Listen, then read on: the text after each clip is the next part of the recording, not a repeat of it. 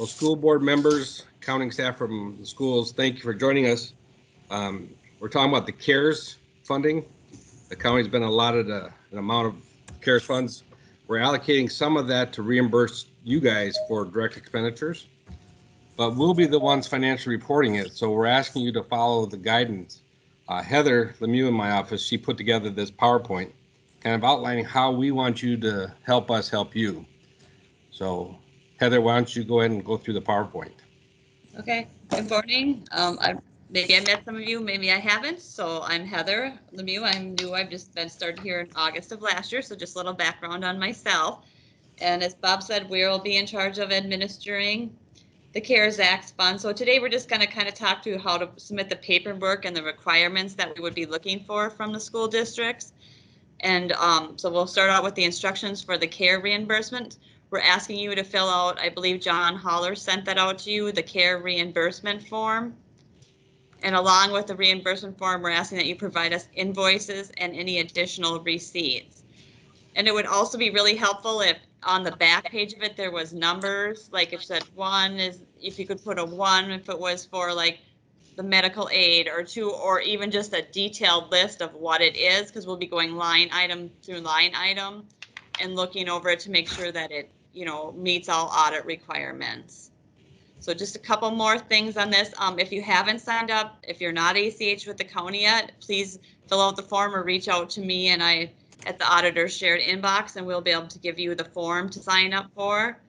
We're asking that you submit all receipts to the auditor's shared inbox, any applications and receipts, and then that we all have access to that, so that should be processed in a timely manner. Okay. So what happens after the reimbursement is submitted to the county? The county is working on a 7-day turnaround on the applications. That's our goal. We're hoping to give you ACHs and checks within a timely manner of 7 days. The auditor treasurer's office will review the application to make sure it has proper documentation, that you have your receipts or your invoices, and that if you have time or if it's possible, please detail out what you're buying. And if you can associate it with the category on the application, that would be great. If you can't, just detail it out. That would really help us out. And after we initially review it, it'll go to this CARES work group committee just to make recommendations to the board. Does it fall within the reimbursement categories that we've been assigned? So the reason we put 7-day turnaround on that is, for the most part, these are going to be pretty straightforward reimbursement requests. But should we get a reimbursement request that requires us to reach out to CLA for review, that could take us a little bit longer time. Yep. So the county board will receive recommendations from the CARES subgroup, and after the county approves of the ACH or check will be processed and paid out to the school districts. So does anyone have any questions? Or I know kind of what we were getting before was more just your spending plan. What we're actually looking for is the audit requirement documentation, like an invoice, and then what detailed out what you bought, and a PO. We could possibly take a PO if we would get an invoice later. You know, we're looking for basic audit requirement documentation, which I'm sure many of you are familiar with. Heather, I would have a question. So let's say somebody used their janitorial staff to put up plexiglass or do whatever maintenance it might be for the COVID to reduce the transmission. Would that have to be overtime hours in excess of their regular payroll, or the hours that they were spent doing that, they weren't polishing the floor like they have to do now later, or whatever it is? So would those hours, when they worked on a project that was COVID related, could they just turn in those hours? They could, as long as they detailed out what they did, and then the committee would review it. And it would go through our process. But you have to have detailed documentation of the hours and their salary. You can't just say 500,000 for janitorial services. You know, you have to be a little bit more specific with your records. Okay, so you'd want like a certain date, even maybe when they worked on it? A date, the wage, and then the number of hours. So it would say how you got to that number.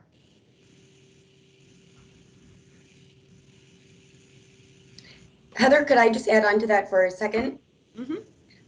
When you're thinking about things with payroll specifically with this CARES Act, really kind of that litmus test of what you need to think about is, are they doing something so substantially different and outside of their normal job responsibilities? Like in that example that you gave, that's a perfect example of how that janitorial staff, normally that's not necessarily something that they would be needing to spend time on. And in fact, by doing that, they're kind of taking away from those other things that you mentioned. So I think, when you're thinking through these payroll questions, because that's where there's a little bit more gray area, just kind of use that test of, is it so substantially different than what we would normally expect from that job function or from that job responsibility? So I just kind of wanted to add that in case it would help aid in some of those decisions. Hey, Rebecca, do you want to introduce yourself? A lot of the school members may know you, may not know you, but. Oh, sure. Yes. I'm Rebecca Field. I'm a principal at CLA or Clifton Larson Allen. So we are helping Wright County as their kind of advisors, if you will, on all this CARES Act funding. So we're here to, answer questions, kind of talk through the process of how to use the CARES Act funding and things like that. So we're here as a resource. We would rather that you run it through the county first and then we'll reach out to. Right. Yes, good clarification, but just to Just kind want of to clarify that. present why I was on this call today. Actually, here's a question for Bob and Heather. Did you guys also send along to the school districts that eligible cost justification tool form? We did, Yep. yes, the one we Okay. created. That's what we sent to them. And then we're hoping they'll send it back to us with their receipts and. Heather, can you pull it up? Yeah, and I'm actually talking about that PDF that kind of talks Yep, through. that's Okay. what, yep. And then Rebecca or Heather, I guess one more question. So the schools, let's say in anticipation for bringing the students back, they do a disinfectant cleaning that maybe they would not have normally done, at least to that extent, that would also be reimbursed. Yes. So just to clarify, you're still talking about the janitorial staff time or the supplies that you needed to purchase? Okay. Okay.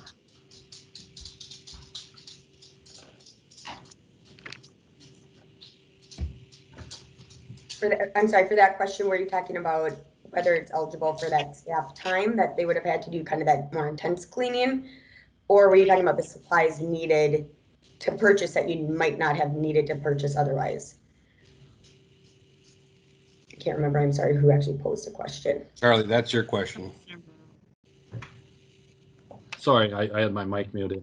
But no, I think both, the supplies obviously, like especially if it was an antibiotic type or whatever cleaner. But then also, let's say on a normal cleaning, I go in and I wipe off the surfaces of the desk, whatever. But now my staff is going in and spending a lot more hours wiping down the legs and wiping all the different surfaces inside and out, putting a lot more hours in it because of the COVID.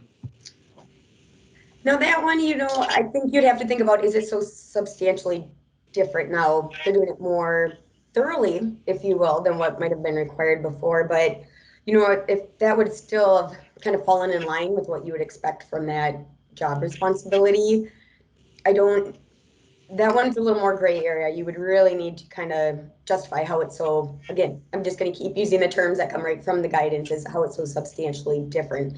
Now, of course, the supplies, you're right, that's pretty straightforward. And I guess how I compare that to, putting up the plexiglass and things like that, that seems to be a little more outside of the keeping the, areas clean for the public. That seems like, okay, well, now he's getting into a little more, constructing new things for additional safety measures. So, the deeper cleaning, I would say use a little more caution on whether that is really so substantially different. Just kind of think it through. And this is kind of why we put this form together, to help walk through and kind of, again, walk you through that thought process of, does it really meet the CARES Act requirements? Well, I guess, and Rebecca, it's kind of significant because I'm just guessing, and I haven't talked to our superintendent or any of my schools in my district, but I can only imagine that normally they might spend an hour cleaning a room, but now they're in there working every corner in detail and whatever, and they might spend 5, 6 hours cleaning a room, to make sure that they got everything. And that the only reason they're doing that is because of the COVID virus. Well, are they having to work overtime to do that additional cleaning, or did you have to hire additional janitorial staff to make sure that all the rooms are covered? Otherwise, again, if you're not paying them anything over and above and they're cleaning the areas for the safety of their students, just like would normally fall in their job responsibilities, I think that's when then you have to think about, is it costing the school district over and So, above? so let's just say they didn't do overtime even necessarily, but now they did not get the maintenance that they were going to do out on the grounds. They didn't get the weeds pulled or whatever because they're doing the more important things. Well, now that got put off till a future time. So, I mean, it was extra hours that was just related to the COVID thing. So I don't know. I would think it would be qualified, but maybe you have to put your hat on and whatever. Okay, so this is the form. Maybe you had a thought of it. Go ahead.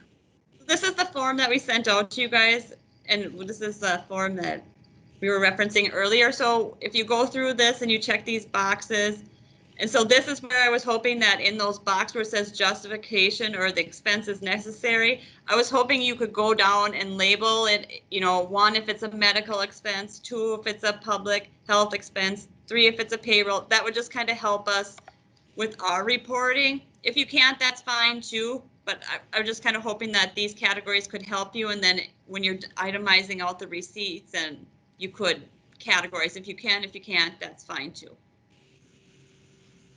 And then I guess, Rebecca, because there's still time to use this, maybe it would be such a thing that instead of not getting that maintenance done outside, the grounds looking pretty and stuff, maybe you do authorize overtime, not necessarily for that job, but you'd authorize the overtime for cleaning the rooms. Then it would certainly be covered, right?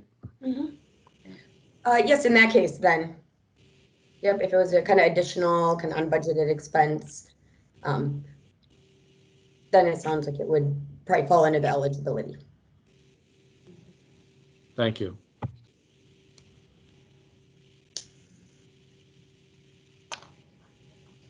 Okay, does anyone else have any questions or anything else? Otherwise, like I said, just please reach out to me or Bob if you guys have questions, and we'll answer them as timely as we can. School members, Ryan Kodla, he's on the screen there too. He's also part of the team that'd be reviewing these expenses. Does that kind of help clear up some any confusion? Anyone on the school board or school board accounting team or anything? Or do you guys have more questions or?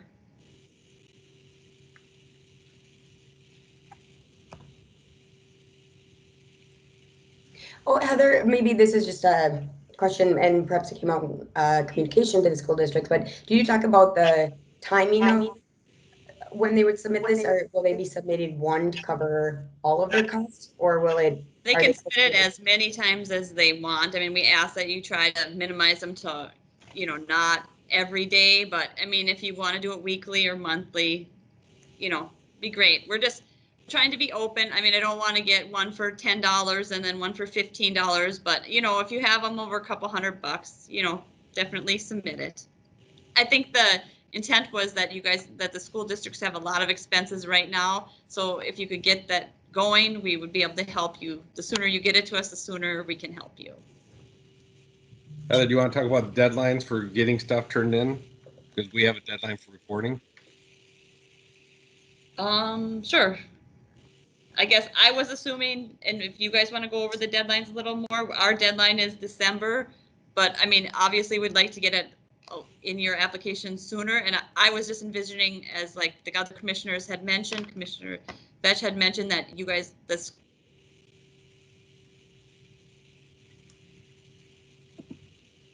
That pause is for effect.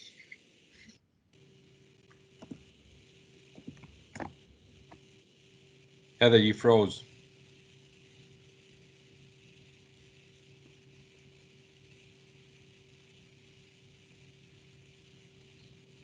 Well, Heather. well, Heather hopefully unfreezes. I just wanted to add, I thought an important note that maybe many of the school districts you guys are already aware of, but it's very important with this CARES Act funding.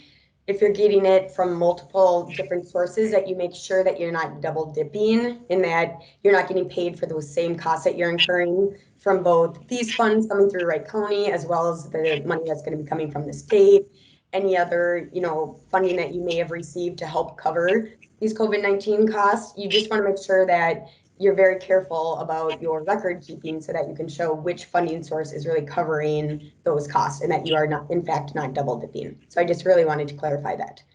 Rebecca, you want to touch base on if they are going for FEMA grants or other grants like that, that our CARES funds could be their local match for those grants? Yes, so a couple things with the FEMA funding. The Department of Treasury did clearly state that this funding can be used as the local match. Under the Stafford Act, it clearly said that. So you could use that as your 25% match. FEMA, do keep in mind when you're thinking about, okay, where are you gonna, if line up costs or kind of allocate costs to where you're getting reimbursed. FEMA does claim itself to be the payer of last resort. So just keep that in mind as well. If you're saying, okay, we're going to be getting paid or reimbursed, with the county funds, with the state funds, but we're also getting FEMA funding. FEMA is really the one in this case that says, come to us last. You can only claim costs from us once you've kind of exhausted those other funding sources, if you will. So I just also wanted to add that, but you can use it as your local match, this CARES Act funding. John, you have something you want to add? Yeah, just briefly, I had talked to a couple of the superintendents prior, and one of the things that I reminded them is that we have a deadline on our CARES Act funding of, I believe, December 1st is the latest that they can use those, while some of these other programs extend out to 2021, even 2022. So I just was reminding them, these funds go away quicker, so use these first if you have other programs that have a later end date.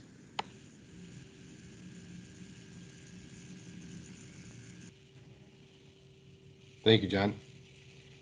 School members, do you guys have any questions now, or?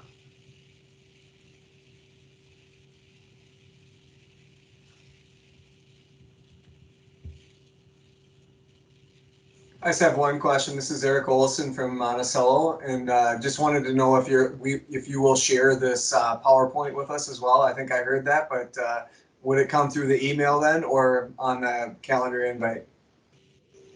I'll forward it to John Holler and he'll send it out to you guys. So Thank you. get the PowerPoint and this reimbursement form that you'll use several times over. Thanks, Bob. Yep.